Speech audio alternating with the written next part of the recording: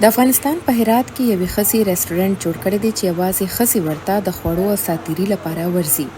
په هرات ښار کې دا ریسټورنټ صبح بهار نومیږي او د هرات ښځې وایي چې ورته ډېرې خوشحاله دي.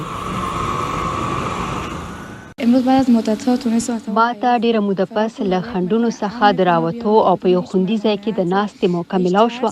دا هغه ځای دی چې زه پکې ښه په آرام چای څښلی شم او بغیر د څه خنډ او ویرې په دې خاموشه ځای کې کتاب لوستلی شم.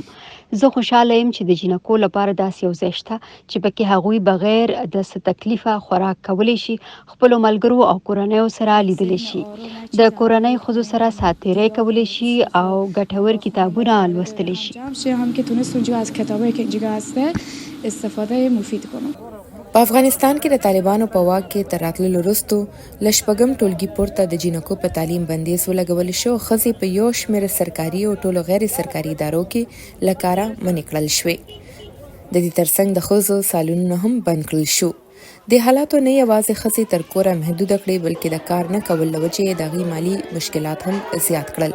خو اوس په د ریسټورنټ کې کارکوونکې ښځې وایي چې د دې لارې ورته د کار او د ګټې وټې زمینه برابره شوې ده.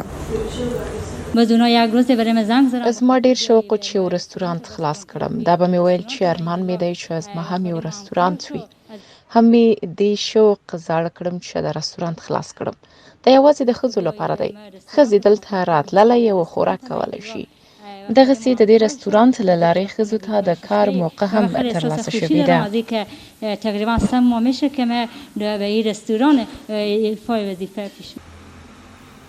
په صبح بهار ریسټورنټ کې هر ډول افغاني خواړه ملاویږي، خو بولاني او منتو یې یو له مشهورو خوراکونو څخه دي.